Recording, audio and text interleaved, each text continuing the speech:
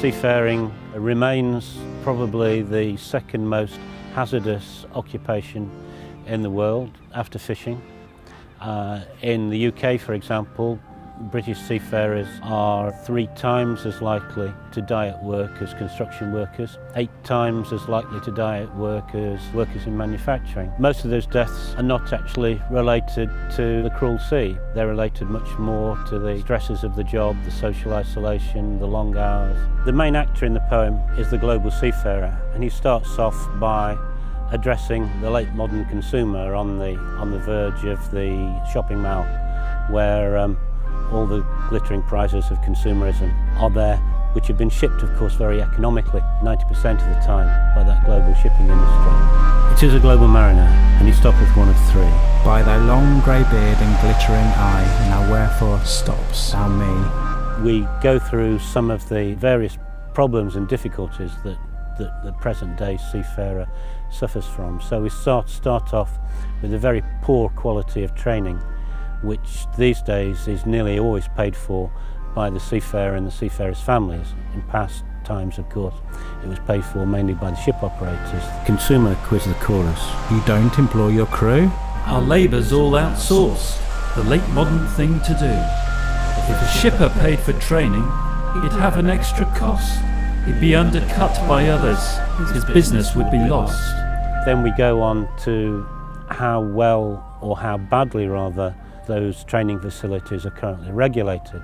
It goes on from the issues of problems of regulation to talk about problems of fatigue. A number of ships, particularly in fact ships working coastal waters around the UK, European waters, you find that the numbers of watchkeeping officers have been progressively reduced, or rather the flag state has given permission for progressive reduction, so that a lot of coastal vessels are only sailing with a master and a first officer. And so those 2 people have to take all the watches on the ship, 6 hours on, 6 hours off, 6 hours on, 6 hours off.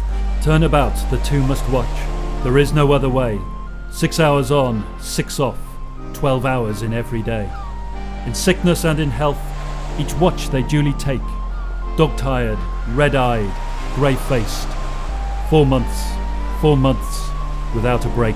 I started to write it about 5 years ago out of purely personal and intellectual interest. I mean, it was a wee retirement project. I'm only part-time employed now. But as I continued with it, it began to strike me that if I could bring it to public attention, it would be a further way of drawing attention to some of the difficulties that the industry faces. The poem's written as a pastiche of Coleridge's Rime of the Ancient Mariner. The differences between my poem and the Ancient Mariner, obviously the Ancient Mariner is a much better poem, but that aside, he wasn't addressing the social conditions of seafaring life.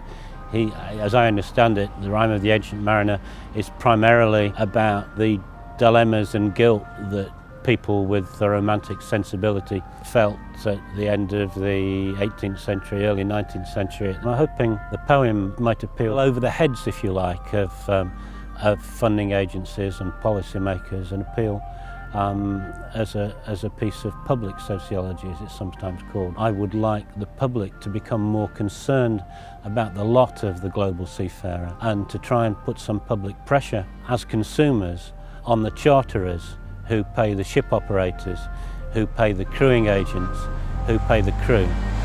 So come all you kind consumers, who the honeyed wine have sipped, take pity on the mariner, beware how your goods are shipped.